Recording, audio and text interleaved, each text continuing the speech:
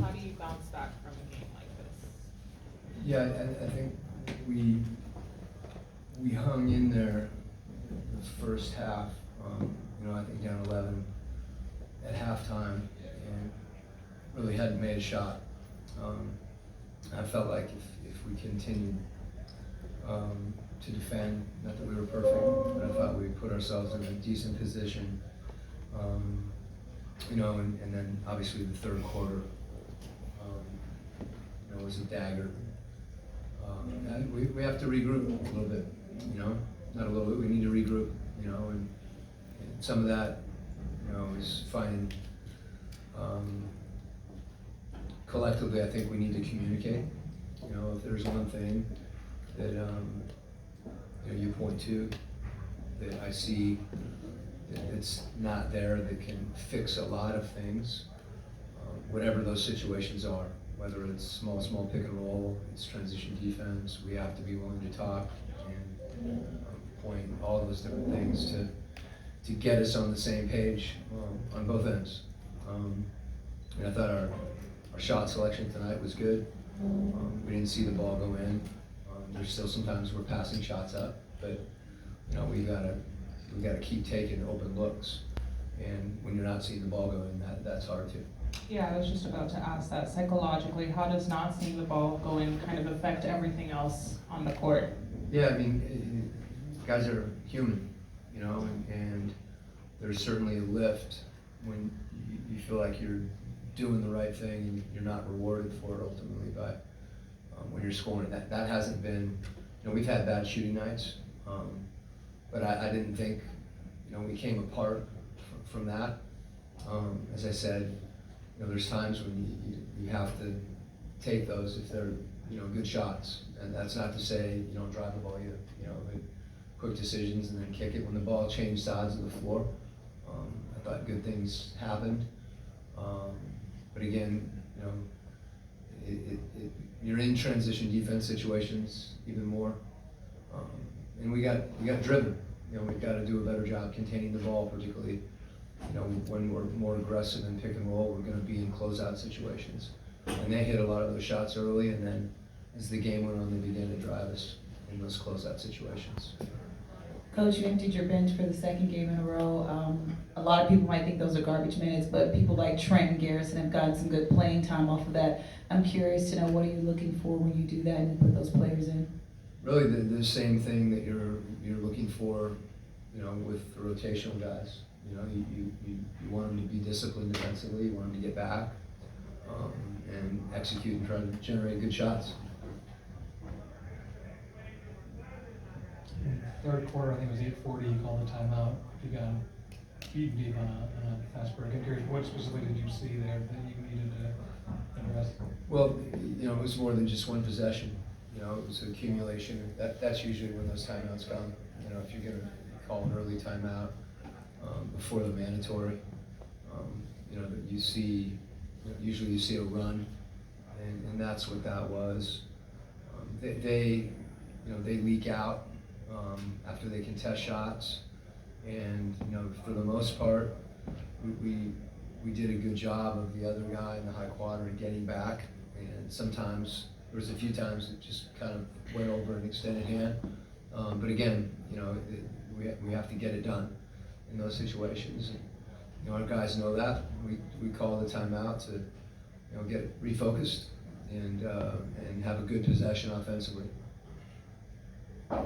When you go down 10 early on in the second quarter, and a team like yours that shoots a lot from three, is there an emphasis or focus to look to the three even when in the first quarter you might not have shot? Yeah, this is like a very common debate.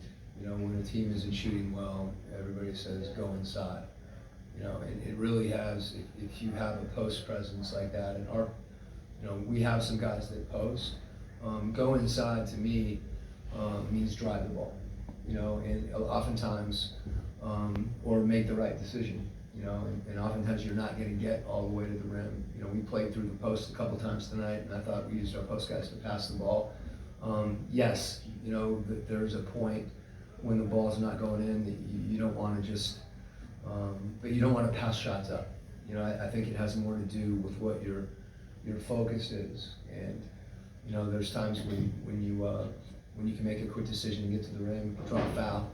You know, that's usually something that is really good as far as stopping a run, and when you're not making. But the other part is if people close out on you and they're not guarding you, it's very difficult to drive them because you're driving into a crowd, and a lot of times, you know, you don't get anything. That happened a few times tonight. We had some shot clock violations because we passed up shots, you know, and then the next shot you get, or the next opportunity for a shot is not a good one. And like I said, you know, if you take those shots, you have a chance to rebound them too.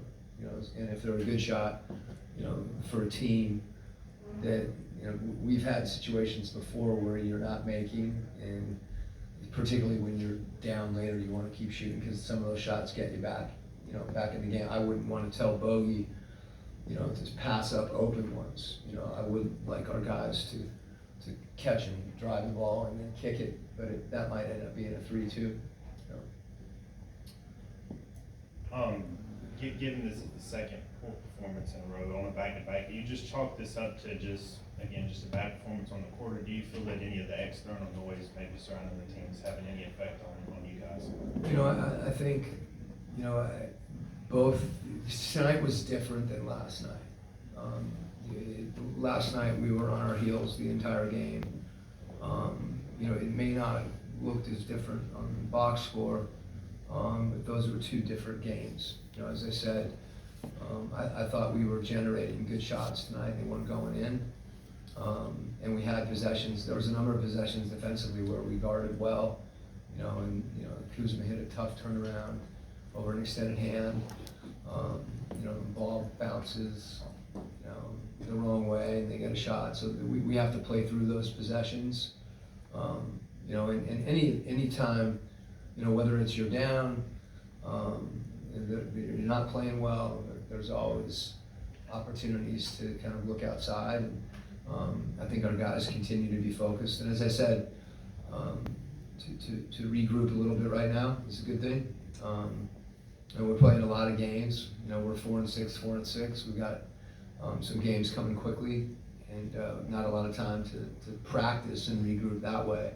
But I think just psychologically for us to dig in and focus. And as I said, I think if we play, we can play better. But you know, I think defensively there was more focus, and we see the ball going in, you know, and we'll have a chance to have you know, a very different result.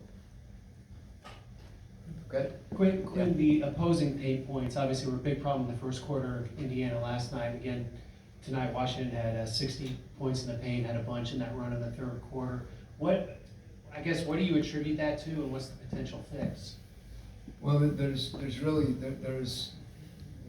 two situations. One, I think we've got to do a better job guarding the ball. And as I said before, that could mean closing out. But trying to not give direct line drives where we can help. And then there's other situations where, you know, you've got a 6'8" Advia. We're giving up some physicality in those situations, and people are putting their shoulder down and getting into us, and it's difficult for us to, you know, those are higher percentage shots for those guys. And again, it gets back to the same thing, you know, not allowing the ball to get in there.